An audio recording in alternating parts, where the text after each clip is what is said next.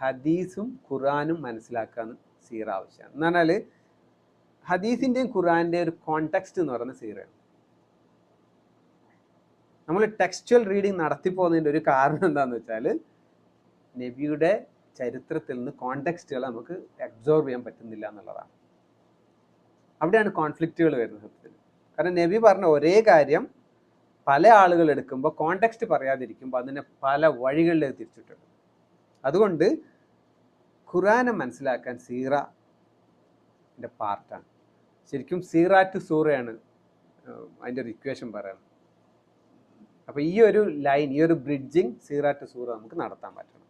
നാലാമത്തത്, ഇത് നമുക്ക് അതിമനോഹരമായ പ്രതീക്ഷകൾ തരും എന്നുള്ളതാണ്. ഭയങ്കരമായിട്ട് ഒപ്റ്റിമിസ്റ്റിക് ആക്കും എന്നുള്ളതാണ് സീറ ചെയ്യുന്നത്. ലൈഫിലൊരു ഡയറക്ഷൻ എന്നുള്ളത് ഇപ്പം പ്രത്യേകിച്ചും നമ്മൾ സോഷ്യൽ മീഡിയയിലൊക്കെ ഇങ്ങനെ സ്ക്രോൾ ചെയ്യുമ്പോൾ ഇപ്പം ഒറ്റയ്ക്കിരിക്കുന്ന ഒരാളെ സംബന്ധിച്ചിടത്തോളം അയാൾക്ക് ഡയറക്ഷൻ ഇല്ലെങ്കിൽ അയാൾക്ക് എന്തും കിട്ടുന്ന ഒരവസ്ഥ മുന്നിലുണ്ട്.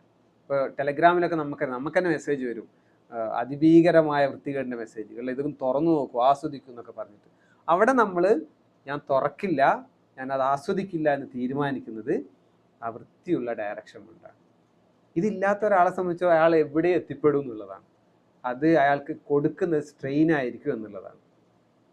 അപ്പോൾ ഇസ്ലാമിൻ്റെ സമാധാനം എന്നുള്ളത് ഡയറക്ഷൻ കൊണ്ട് കിട്ടുന്നതാണ്. ആ ഡയറക്ഷൻ റസൂലിൻ്റെ ലൈഫിൽ നിന്ന് നമുക്ക് തരുന്നതാണ്. അഞ്ചാമത്തത്, സീറ തന്നെ ഒരു മിറാക്കിളാണ്. കാരണം അങ്ങനത്തെ ഒരു ഹിസ്റ്ററി വേറെ ഒരു മനുഷ്യൻ ഈ ലോകത്തില്ല. സീറ ഹിസ്റ്ററി ആയിട്ട് ഫീൽ ചെയ്യണമെങ്കിൽ